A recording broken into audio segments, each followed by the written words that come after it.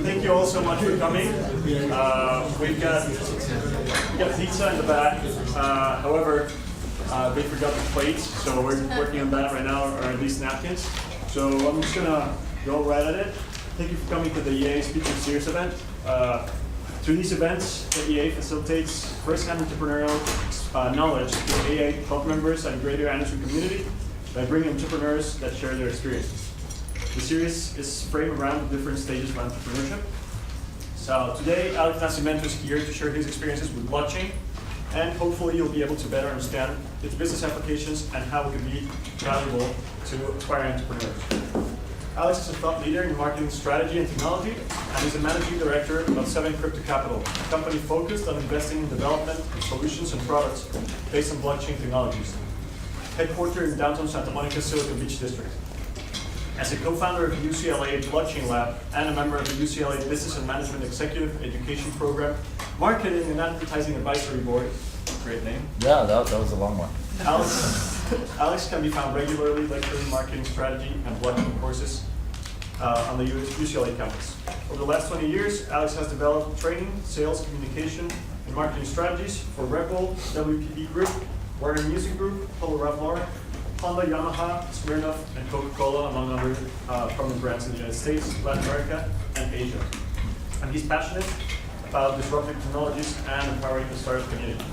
Alex has a bachelor's degree in economics from Fordham University and received his MBA from Anderson in 2008. So please join me in welcoming him today. All right, everybody got their pizza? Cool. So, we did a first introduction. I'll redo it again because a lot of people got here. So my name is Alex Nascimento. I graduated from this wonderful institution in 2008, which, if many of you remember, was a fantastic year to graduate. Then, graduating with an MBA without a job wasn't really what I planned for before coming here. So I started a marketing firm, and we've been focusing on digital marketing for 10 years now. And I've been looking at blockchain technology for about 2 years. At the beginning of this year, Matt, another Anderson alum, at an angel group that I'm part of that meets here at UCLA called Tech Coast Angels. Thanks. If you guys want to know anything about angel investment, talk to him. He will plug you.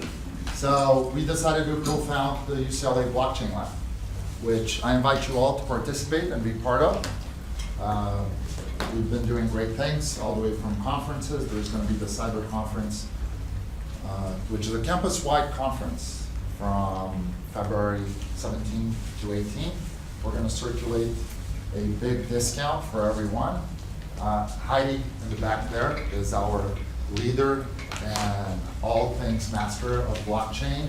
So warm round of applause for her leadership and I always like to make her feel like. Okay, so, here's the thing. Blockchain is so deep and it expands so widely every day that it's hard for me to kind of, in 45 minutes, this is about what we have, Where's work? Somewhere around. I assume we have 45 minutes. That it's hard for me to give you guys a whole scope in 45 minutes. So what I did is that I put together the initial class that's going to be offered in the spring. So I welcome you all to take the class into a couple of key points. But I would like to make this interactive and not as boring as many of these talks where someone comes over here and just spill out whatever they want to talk about. So let's do kind of a little survey here. Who has no idea what blockchain is? Raise your hand. All right, cool. So he's going to learn a lot. Who has some cryptocurrency? All right, so a good amount of people here. All right, so this gives kind of like an edge. Who's here is making money on alternative coins? 2 people, 3, 4, 5. All right, cool. So, all right. Phil knows a lot about it. You guys should talk to Phil. All right, so I'm going to try to make this interactive. So what is really blockchain? Right? So I want you guys to think about blockchain, and the way I try to explain it as a new form of database. right? Until today, all databases were mainly centralized databases. Bunch of computers sitting in a building, in a room. I'm sure you guys seen the guys from Google come over here and talk about their Google farms and server farms and all that good stuff. So blockchain is a little bit different. So blockchain looks like this. Instead of you having a centralized server, you have this community of computers, which we call a decentralized database, which share all the information that was previously on a centralized server. Does that give like an edge to edge of where the gap is, right? So it's hosted on multiple computers, and it needs to be reconciled among all those computers to be validated. So then an entry in the database will only be validated if everyone in that whole community of computers agrees to it. So that's one of the good things that I like to kind of start off, is that people think about blockchain, they immediately think about Bitcoin, and they immediately think about, well, I don't understand this. All right? So think about this. There are a community of computers. All right? I like that kind of idea of community of computers, because blockchain is really about a community. You need that community of computers to actually have a blockchain. So Bitcoin is a blockchain, Ethereum is a blockchain, and all the other products that are out there are different blockchains because there are different communities of computers. And what are the main benefits? The main benefits is that if you have all these computers, essentially the records are immutable, they're very transparent, right? And we don't need a middleman to transact negotiations and payments and things among parties that don't trust each other. We're going to get more into that on how we don't need a middleman. So here's kind of like a way, visually I like you guys to think about it. Free blockchain, one person has all the information and then sends that information to everybody else. All right? Now in the world with blockchain, everybody has the same information and everybody has to agree in order for that information to be validated. All right, are we good there? Any questions? Please interrupt me if you have any questions. So there's mainly, and this is a little bit more technical, so I'll just give you an overview because you're going to hear about this all around. There's mainly two ways of making that validation work. One's called proof of work, and the other one is called proof of stake. I like this picture because it kind of gives a representation of what both of them are. One, you have to work for it, right, to get your Bitcoins out. And the other one, you have to be rich, all right? And we're all MBA guys here, we like being rich. Rich is cool. So one is you do a lot of work, and then upon being the person that works the most, you get rewarded. The other one is you're the richest guy in the room, and then therefore you're rewarded. All right, so it incentivizes people in both ways. I'm going to share this around, but you guys are going to see how this kind of works. Mainly proof of work is people compete to be the first one to solve the problem, right?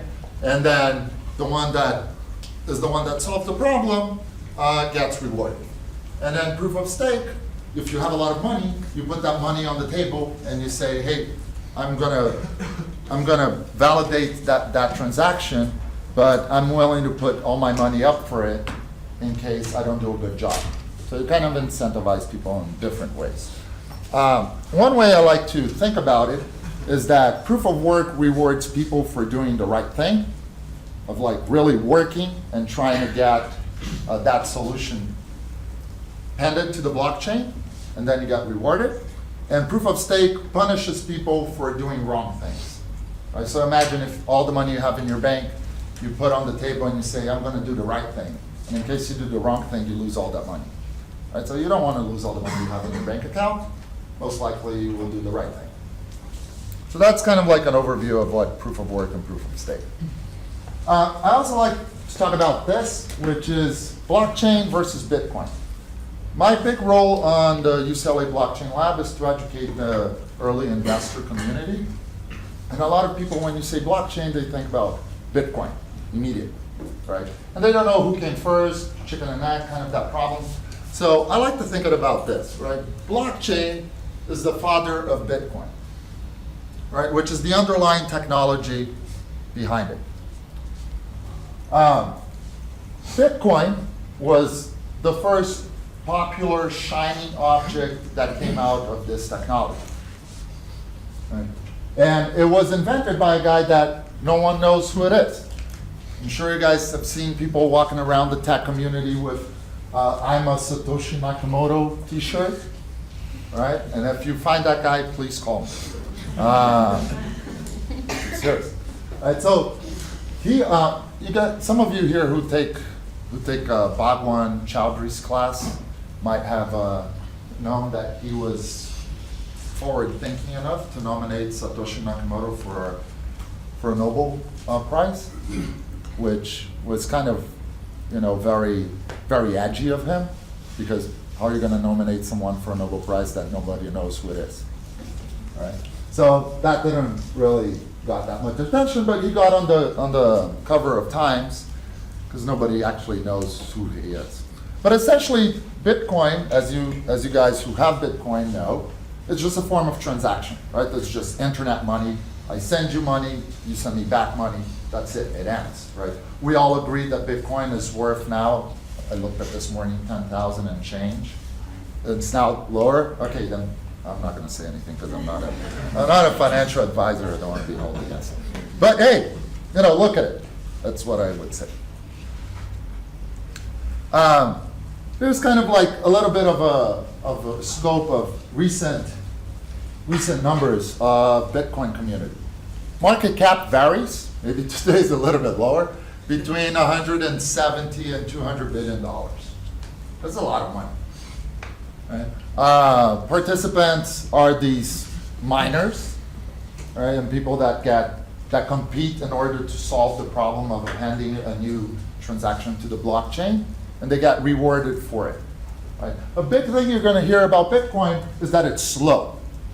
And people are like, why is it slow? Well, mainly it's slow because, think about it, a block, right? You're putting a block on, and that block is like a brick. So the wider or bigger the brick, the more information you can fit in that kind of block. Problem is that Bitcoin is only like a megabyte, which is very limited. So if you have a lot of transactions going on, and you only have a megabyte, there is a limit of transactions you can place on that. All right, does that make sense? And then fees are calculated in a very advanced way of mathematics that, let's not go into that, because that's another 45 minutes. So Bitcoin is kind of like the shiny object, and then all the other things that are coming out, not all of them, but like in the beginning of the explosion of Bitcoin's popularity, a lot of forks are coming out of it. And you might ask, what is a fork? Right, so think about this way. A blockchain, right? And then I decide that I no longer want to be part of that blockchain. I'm going to create a fork. And there are two types of forks. A fork that comply with the original blockchain, right, and the original tower, and a fork that is a hard fork that does not comply anymore with the original source code. So a lot of things have been forking out of blockchain, and that's what you hear, and they come with new coins, right? Example is Bitcoin Cash, which now is like 33 billion in market cap and has been doing some great returns. What are they trying to do with Bitcoin Cash is create a bigger block so that you can put more transactions in it. It will be faster, right? Or Litecoin, kind of similar idea. If Bitcoin is gold, Litecoin is its kind of silver version. Until there, we're all good? All right, so I'm gonna kind of like just overview this. This is how Bitcoin kind of works. You get your Bitcoin, you scan your friend's wallet address, you send it, it gets manned by the blockchain. The miners and the node verify the results, bingo, you receive a Bitcoin. In our days, it might take a day, right? And then you're sitting at home and you're like, what happened to my Bitcoin? Is it gonna come or is it not gonna come? I've gone through that many times. But to my experience, it always comes. So don't be that worried. So then what happened? People are like, oh, this is slow. And this guy here decided to say, hey, Mom, don't send any more Bitcoin. Right, this 19-year-old here. Now he's a little bit more mature, he's probably like 23 or something. But Vitalik Buterin, about at this time, created Ethereum, which in my opinion is really what revolutionized the blockchain world. Because until now, you could use Bitcoin, and Bitcoin was just, I'm sending you cash, right? It's just an exchange of value that we agree on the value of Bitcoin. But now with Ethereum, you can actually write the rules of that transaction in the bill. So one of the ways I like to think about it is, think about a dollar bill, right? Or a $100 bill, because a dollar bill is not worth that much in our days. So now I can write on that Hamilton bill, on the Benjamin bill, what are the rules of our transaction? Like, you're gonna come and clean my house. After you clean my house, or correct my my essays, you're gonna be the owner of that bill, right? And that's essentially what Ethereum came with the revolution, which is introducing a smart contract. I like this kind of guy here because he's like the future of your lawyer. He's like a robot, right? So he's gonna act. Imagine if you don't need lawyers anymore. Right? If all the contracts were automated, nobody needs to read them. If you breach the contract won't pay you. Right? If you don't perform what you were supposed to perform, the contract doesn't work, and then you don't get paid. Question? Yeah, if you don't mind, like who validates that the contract happened? If you're, let's say, correcting my essays, and we dispute that, okay, you didn't do them properly. How does a robot, who? Great question. So that's one of the challenges of now, right? Because whoever writes the contract, which if you guys want a job, I would consider learning Solidity, right? Which is the language behind Ethereum. People are getting paid north of $200,000 a year, and apparently, I'm not a coder, so don't take me on that, but it's not that hard from a coder perspective. The language is not that hard. But then the coder develops the contract, right? Which is an if scenario. If you correct my essays, I'm going to give you $100. And up to today, that's an immutable contract. So if that contract is poorly written, then that's it, right? So a lot of what goes into developing more robust applications is making sure that the contracts that are on top of the Ethereum network are bulletproof. So when you're developing something, you want to make sure you audit that contract many times so that whenever you release it, you don't have what you're disputing, because there is no dispute. I'll get to your question just so that we don't go back. So here's kind of like another image that make it visually helpful to understand. So to answer your question, they are irreversible. Right? If the contract is there, the contract is there. If the contract is flawed, and it's flawed, and that's it. What they like to call it is that code is law now, right? Very, very advent kind of new acronym. And it was first introduced by Nick Szabos in '94, but it kind of didn't really pick up until Ethereum came around. But we're here in a business school, and I would like to talk about you guys. How are we doing on time? Are we good? Okay, business applications for blockchain, right? This is all a kind of overview, great. But we're all in business school. How does this work for business? Real estate. You can use blockchain to get property titles on the blockchain so that you have no further into the future, 20, 50 years from now, any kind of dispute of who owns that piece of land. And then when you sell it to someone or you give it to your kids, now it's your kid's land and there's no dispute around it. Supply chain. All right, so supply chain is a match made in heaven for blockchain.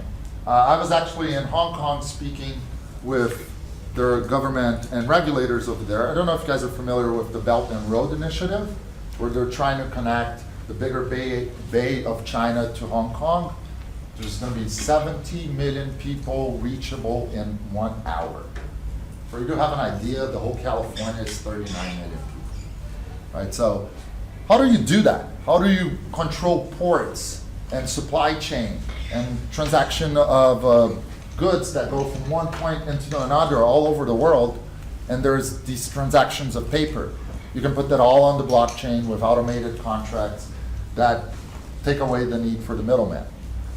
Food. Walmart was using blockchain to kind of, in this advent of supply chain, track the quality of pork that they were importing from China.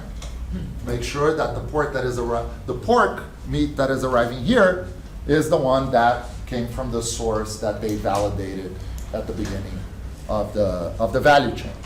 Healthcare, human data, right?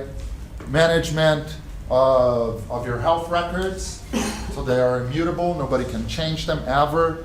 Disease prediction, and decentralized payments to doctors and service providers. Entertainment, big one.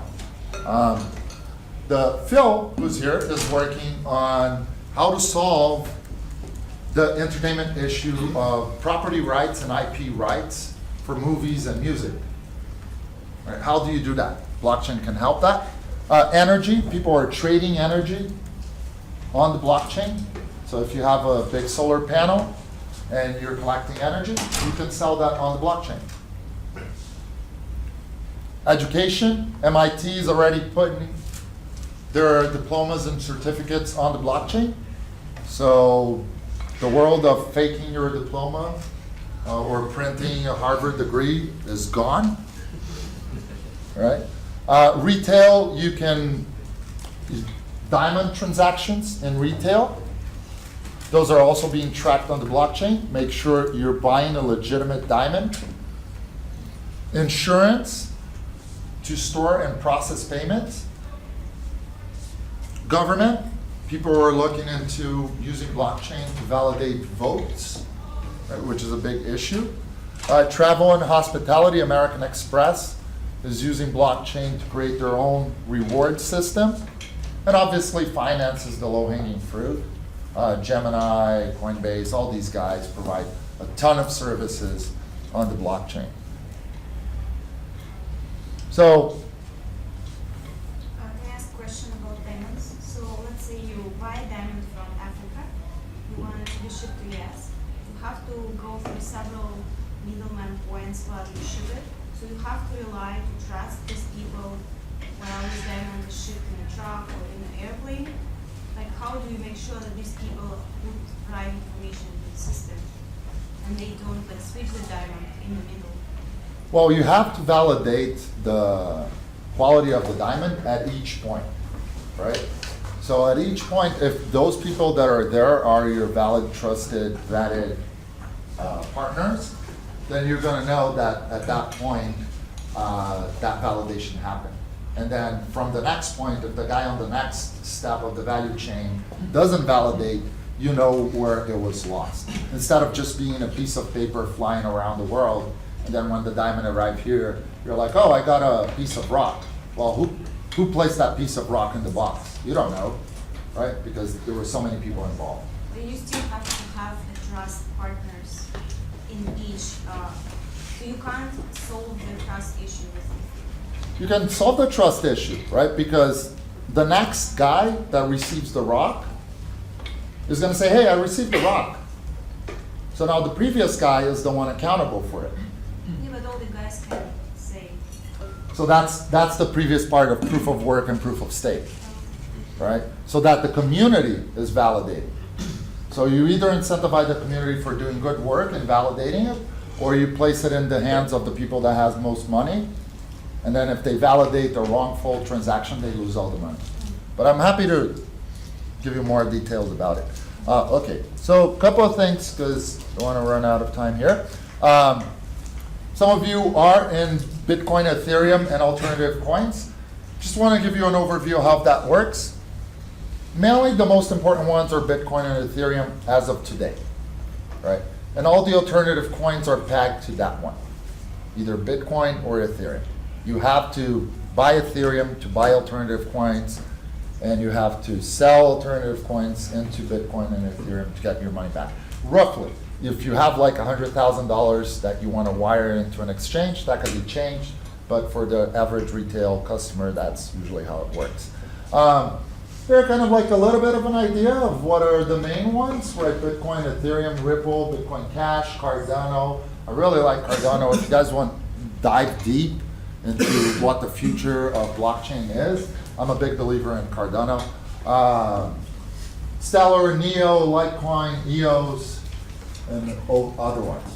So I just wanted to give you guys big overviews here. You know, this is a very risky market. It's high rewards, but it's also very high risk. You have asymmetric information. It's very news and sentiment driven. And then get everything you learn here from your trading and stock financing class and throw it out the window, aside from the graphs. Right? The graphs you can use, but everything else, it's like no fundamentals. So if you're comfortable with that level of risk and you have some money that you can happily lose, then it's at least something interesting for you to learn from. Very volatile, especially these alternative coins. So if we take Ethereum, Bitcoin out, maybe Ripple as well, because of their low market caps, people do a lot of pump and dumps. People that have a lot of money can inflate the price of a coin and then sell it and then buy back and keep doing that. That's one of the reasons why the market is so volatile. So be aware of that, because any trader that I know was already victim of a pump and dump. Exchanges. I tell these to all my friends who are like, how do I get into the space? You first need an account on Coinbase, on Gemini, if you live in the US, right? Set up an account there, and then you can transfer money, and then you can buy alternative coins at Bittrex, Binance, and any other of these non-regulated exchanges. Here is something that, if you haven't traded yet, this kind of will explain you how it works. Right? This is you, and then you're going to transfer money into your bank, and then from your bank, this gets a little bit complex. You're either going to send money to Coinbase or Gemini, and then you're going to buy Bitcoin or Ethereum, most likely, although they sell a few other coins, from Coinbase or Gemini. And then you're going to trade those coins into Bittrex, Binance, or the 1,000 other exchanges that are out there, and then buy your alternative coin. Now guess what? If you want your money back, you got to do this whole thing backwards. All right? I'll get to your question. Just want to make sure we don't run out of time. So this is what I tell everyone that's trying to learn this, right? Price is global, but liquidity is local. So you have to find liquidity in your market. If you're in the US, it's semi-regulated, but there's still like things like, hey, Bitcoin is at $20,000, I want my money out. Oops, the exchange is not working. Oops, there is an update in the system. And you're just sitting there seeing the price go down, and you're like, oh my God, I'm going to pull my hair out. So you got to be comfortable with that, right? So where do you store these things? You store these things on wallets, and they're called digital wallets. You mainly have two digital wallets. You have a cold storage, or many people call it hard wallets, or you have hot wallets, and many people call them, soft or whatever. But mainly cold and hot wallets. Cold wallets are a pen drive, like a glorified pen drive, right? Yeah, I had a meeting with a good friend of mine who graduated from UCLA Anderson in 2008, and he's a VC, and he's like, Alex, I'm gonna buy some coins, and can I put it on a pen drive? I'm like, yeah, but you have to buy a specific pen drive. It's like $100 pen drive. He's like, are you sure? I'm like, I'm very positive. Like if you try to put that on a regular pen drive, it's gonna go bye-bye, no more coins, right? So don't lose your coins, buy. This is what I like, the Nano Ledger S. There's also another one that's famous called Trezor. Why do you do this? Because there's a lot of chances that you might get hacked, you might lose your phone, you might lose your password, just things go out there. It's what I like to call it, it's still a wild west.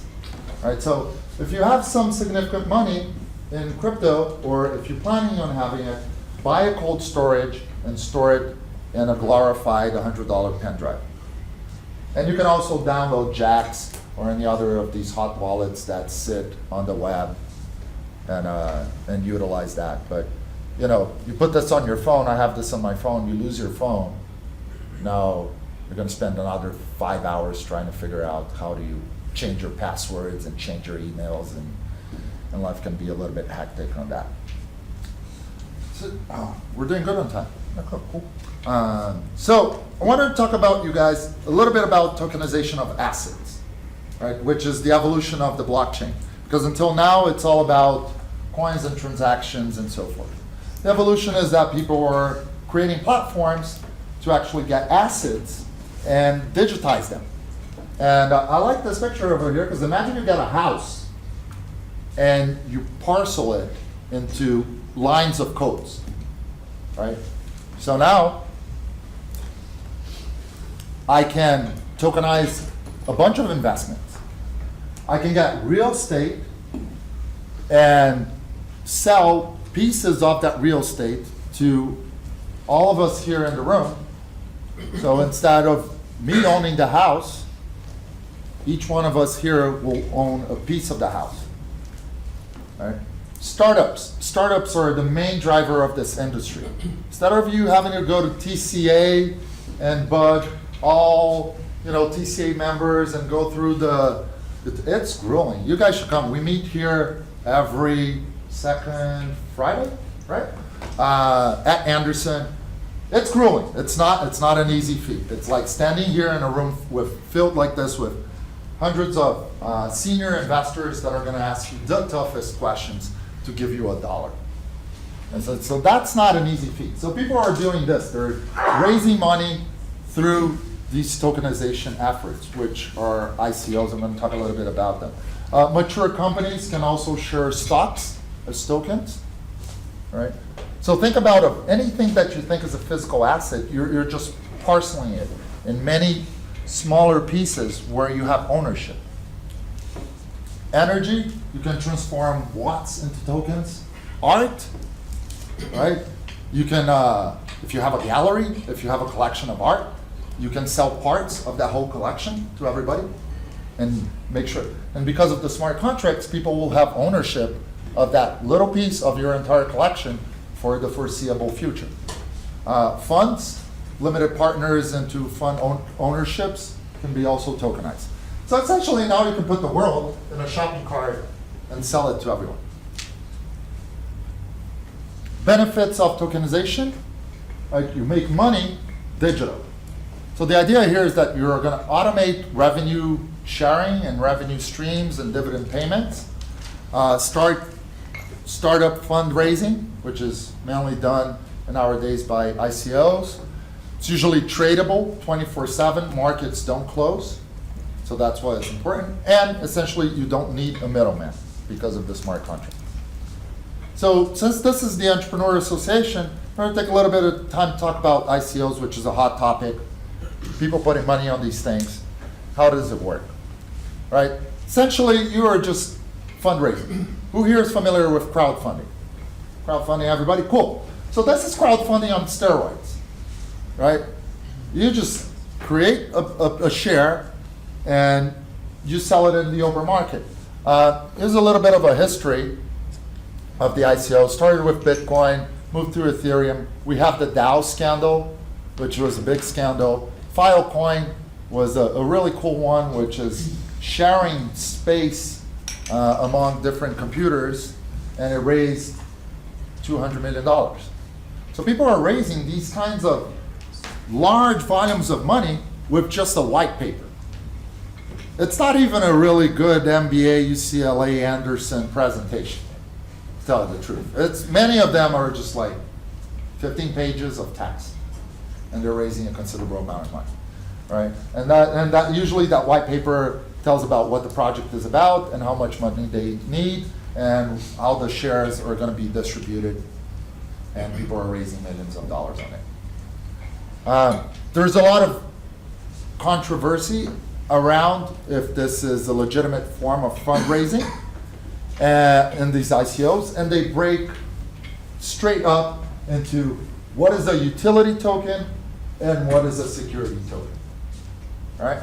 The utility token, think about it as you're gonna build a pool in your neighborhood, right? And it's summer, and you're gonna sell coins that people can use on Sunday to come give you a coin and jump on the pool. Now that's cool, right? I like that. I like pools. But the security, the SEC, the Security Exchange Commission, doesn't think that that's really cool.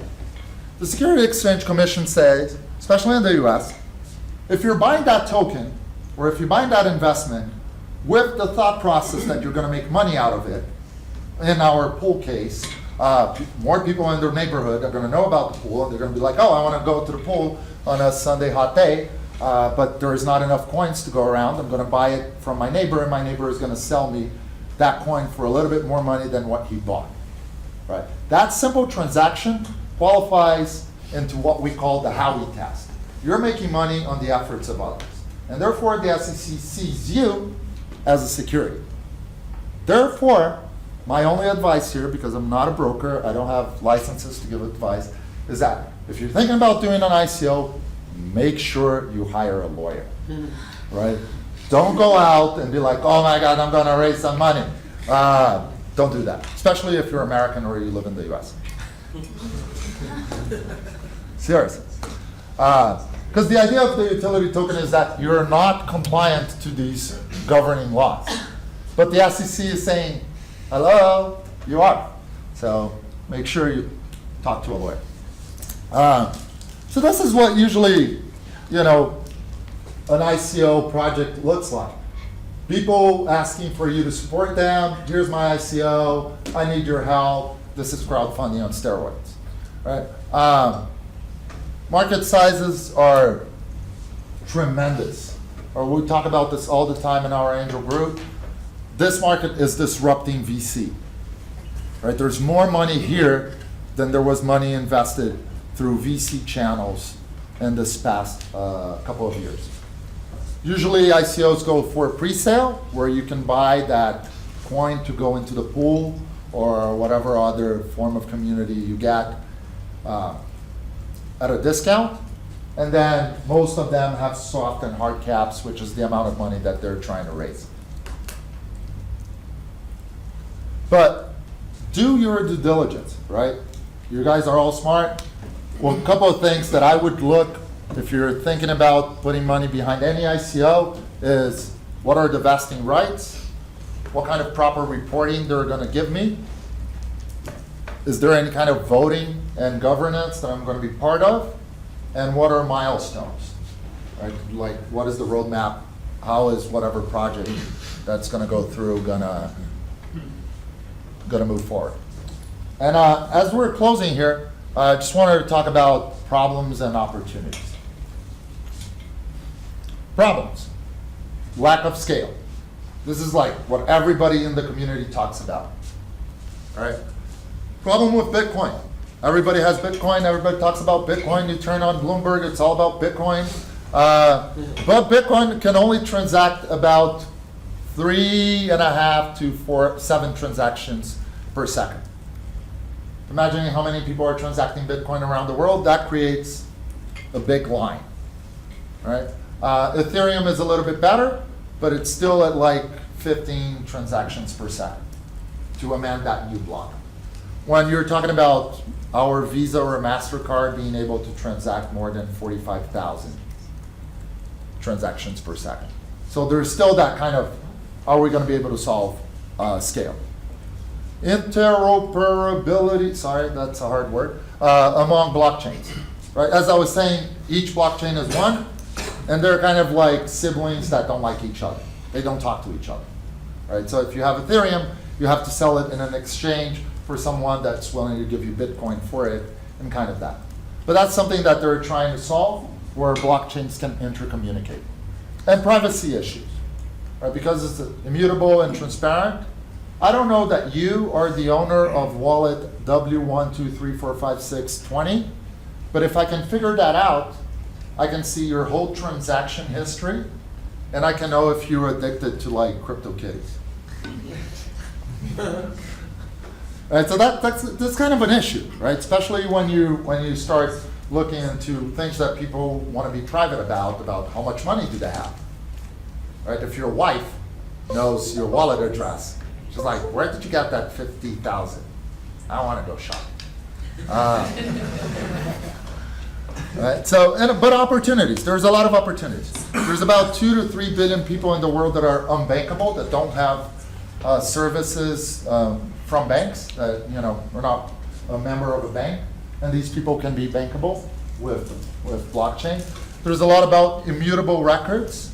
You can't change records.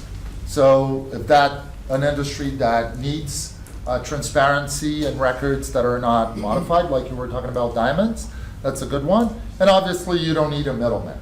So a lot of industries are going to get disrupted because you don't need a middleman. And to conclude, I would like to give my vision of the future. So I have 3 things for the future. I think regulation is coming up this year, right? If you have an illegitimate ICO or blockchain project, this is the time to run. Run for your life, move to a country that nobody's gonna find you, because regulation is coming, right? Seriously, like I went to Hong Kong and Singapore, and I've been on a world tour talking to regulators. Everybody's trying to figure it out, how fast they can regulate this market. And as a collateral effect of that, we're gonna see security ICOs.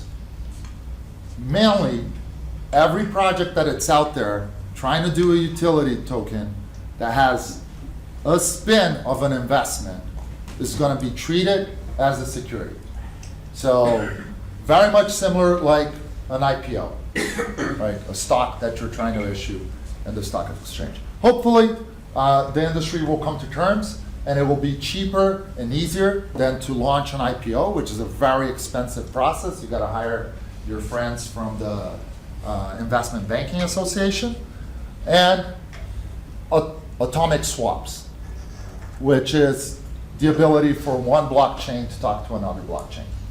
So then maybe exchanges won't be needed anymore. So probably within atomic swaps, you're going to see public blockchains talking to each other, and that's going to explode the industry.